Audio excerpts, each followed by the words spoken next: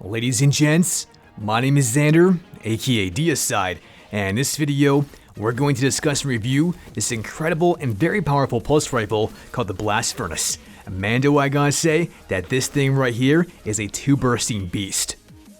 Yes, Deislayers, you heard me right, as I said that this thing can two-burst, and the way in which it does so is from a multitude of things, but the way in which it can do so more effectively is not just from some of its perks, but some of the perk cohesion that it can have, and what's even more surprising is that this weapon's base stats has one of the best base range values out of any other pulse rifle in this entire game, and it could very well be the best range possible. To find out as to exactly how all this is being done, including the weapon's TTK via Rampage and kill clip, we're going to get into that in just a couple of seconds. But before we do so, you guys have got to know how to get your hands on this beauty, and the way in which that's done is by completing the Izanami forge on Nessus. As soon as you happen to get a ballistic log from Ada via one of her weekly bounties, you can then get the gold weapon frame to thus complete at the Izanami forge. And as soon as that's finalized, you can then get your first drop. But if you don't happen to like it, then you can simply go back to Ada, turn in some ballistic reports, keep getting those silver frames until you guys know for a fact that the role you have is a god role. And to discover this god role, the only thing left to do is to eviscerate that notification button, and let's jump right into the video. As many of you already know, I'm a stickler for numbers, and so I like to see the weapons optimal headshot and body shot time to kills respectively. And so if you want to know this, you've probably already noticed that this thing is doing 27 points of damage in the head and 16 points of damage in the body. Knowing that, we can then determine the weapon's optimal headshot time to kill, which is going to be precisely at 0.73 seconds, and is going to require 7 critical headshots and 1 body shot to achieve this. Looking at body shots and body shots alone, the weapon's then going to take 13 body shots, which is then going to associate to 1.6 seconds for a body shot TTK. Averaging these two values together of 0.73 and 1.6 and divided by 2, the weapon's average time to kill is going to be at 1.17 seconds. And to be honest, this isn't too shabby in the slightest and is right on point with every other weapon in the game. If I had to say that there was one thing that was truly beautiful and fantastic about this Blast Furnace, is that this thing can actually two-burst you without having any other kind of damage buffing perks. And that's because this weapon right here is classified as an aggressive frame, and that ultimately means that you're going to fire 4 bullets in one burst instead of 3 bullets in a burst, and this is then going to equate to a total of 8 bullets, which is exactly what you guys need in order to two-burst somebody, and the Blast Furnace meets that requirement. Grasping this knowledge, the very next question that comes to mind is, okay, so how exactly am I going to increase this weapon's optimal and body shot TTKs respectively? The good news for you, my friends, is that this weapon can roll either with kill clip or rampage, and that is significantly going to increase this weapon's optimal headshot and TTKs respectively, but to as precisely how much is that really going to make a difference, that's kinda up in the air, and we're going to find that out right now. After a ton of grinding, I finally got my hands on what I would like to consider a mini demigod Blast Furnace, and as you guys can see from right there, this thing's got kill clip with Zen moment and accurized rounds. To some of you, this may be considered a god roll or it may not be, but for the sake of completeness, I happen to get a second roll, and this one had Rampage and Snapshot, and so this is exactly what I wanted to get, so then I could go into a private match and truly test as to how much overall damage output that each one of these two perks was doing individually. You guys can see that I'm testing kill clip right here, and on that first kill we get our typical damage output, but on the second kill we get 36 points of damage in the head. Now when I do this exact same thing for body shot damage, on that second kill once again, we see 21 points of damage for the body. In an actual game, I was getting kill clip to proc on a very regular basis, and I happened to get the weapon's optimal headshot TTK when kill clip was active quite frequently, and that happened to be at 0.6 seconds. Yes, my friends, you heard me right, I said that this weapon's optimal headshot TTK when kill clip is active is at 0.6 seconds, and it's only going to require 5 critical headshots and 1 body shot to get this. Now if we were to analyze body shots and body shots alone, it's only going to take 10 body shots, and this is then going to associate to a 1.13 second body shot TTK. Averaging these two values together of 0.6 and 1.13 and divided by 2, the weapon's average TTK is going to be at precisely at 0.87 seconds. And the glorious thing about this is that it doesn't really matter whether or not we're getting headshots or body shots, because in 2 bursts, aka 8 shots, we're still going to ultimately get this average TTK at 0.87 seconds. Comprehending how kill clip works, you're probably asking yourselves, alright Xander, well how does Rampage stack up against the competition, and in this case that would be kill clip. This, my friends, is exactly what we're going to test right now. And so once again, we're going to go into a private match. And so as you guys can tell, the weapon is doing 29, 32, and then 35 points of damage respectively for Rampage times 1, Rampage times 2, and Rampage times 3 for headshots and headshots alone. Once again, we're doing this exact same thing, but in this case we're looking at just body shot damage for all the Rampage stacks. And when we have it times 1, it's 18, times 2 is 19, and times 3 is 21 points of damage in the body.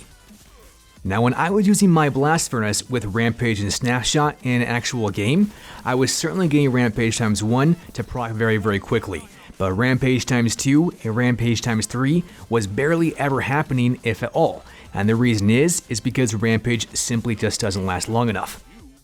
However, if you do happen to get Rampage on this blast furnace, and you also happen to have a Rampage spec mod, then by all means, that is 110% the way to go, because that's then going to increase the duration of Rampage by 1 second, and thus it's going to get refreshed every single time that you happen to get a kill, thus being able to proc Rampage times 1, 2, and 3 on a very frequent basis, and that could completely revolutionize the weapon entirely. Having said that, I know for a fact that you're wondering as to exactly what all the numbers are when each one of these things are stacked, and so as you guys can see right there on screen, here is a very nice simplistic chart of Rampage times 1 on the left, Rampage times 2 in the center, and Rampage times 3 on the right. The main thing that I really want you guys to take away from this is that at Rampage times 1 and times 2, the optimal TTK is still at the exact same thing as 0.67 seconds. But then at Rampage times 3, it then becomes at 0.6 seconds, which is the exact same thing as kill clip. In addition to this, the leniency to actually land more crits is getting less and less as you stack more and more periods of Rampage. Now I know that I just tossed a lot of statistics and a ton of shenanigans directly into your face, and so for this one reason, I'm going to show you guys this next little comparison of the base weapons TTK on the left, with kill clip stats in the center, and then Rampage times 1 on the right, so then you guys can really see as to how all these things are stacking up from one perk into the next. Clearly, math doesn't lie, and as you guys can tell, kill clip is the overall winner here in terms of the weapon's optimal TTK at 0.6 seconds, whereas with Rampage times 1, it's only going to be at 0.67 seconds. But this does certainly not mean that kill clip is better than Rampage, because what math doesn't take into account is how fast that the reload speeds can be given the weapon's base stats, as well as the weapon's other perks that I can roll with to increase each one of these 2 perks. I have no doubt in my mind that many of you are asking yourselves, okay, so what is exactly the perks that are going to increase kill clip and Rampage respectively?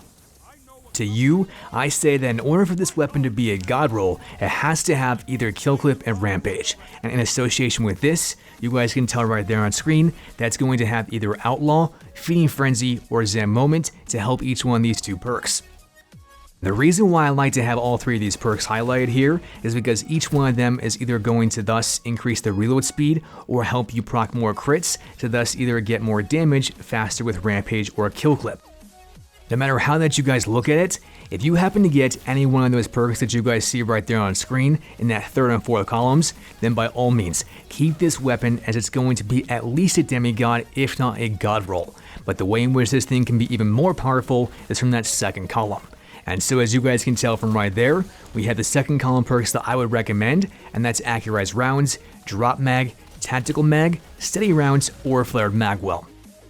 The main reason as to why I recommend any one of those perks in the 2nd column is because it's either going to increase the weapon's range, stability, or reload speed, or one of those 3 combinations simultaneously. And so regardless of whichever one of those perks that you guys happen to get, just make sure that if you can, it's going to have a symbiotic relationship with either the other perks that I mentioned from earlier of Outlaw, Feeding Frenzy, and Zen Moment with kill clip and Rampage.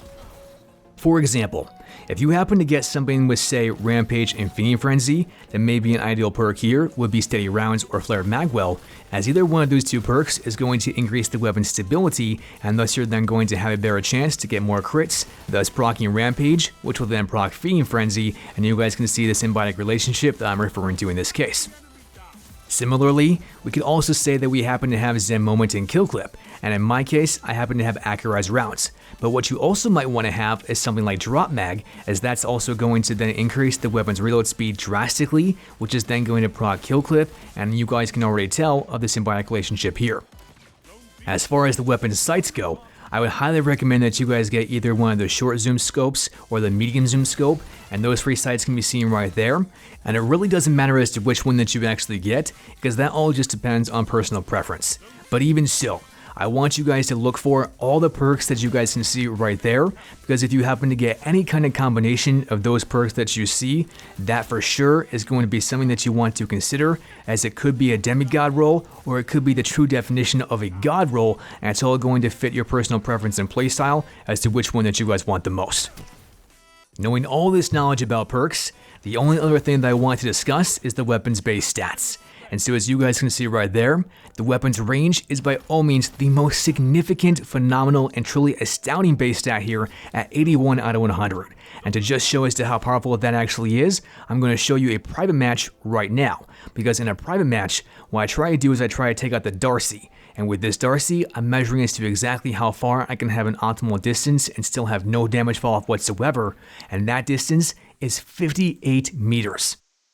Yes, my friends, you can clearly tell that this weapon has 58 meters with no damage fall off, and so this essentially means you can literally be cross map and have no damage fall off whatsoever, because on the majority of maps in this game, they're at close range to mid range at the very best. And the ones that do happen to have cross map distances available is very slim. So in all likely cases, you're still going to get that optimal damage output at 27 points per crit, almost no matter what kind of range engagement that you guys happen to find yourselves in.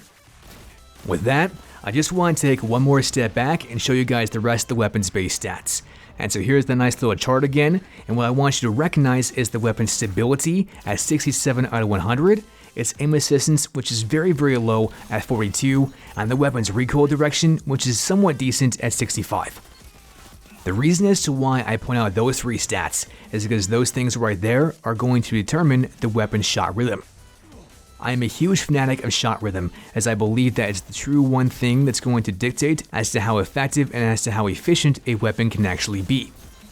In the case of the Blast Furnace, I found that this thing was jumping all over the place, at least for that last bullet, and that's because the weapon's recoil direction and aim assistance simply isn't high enough for that last bullet to always land.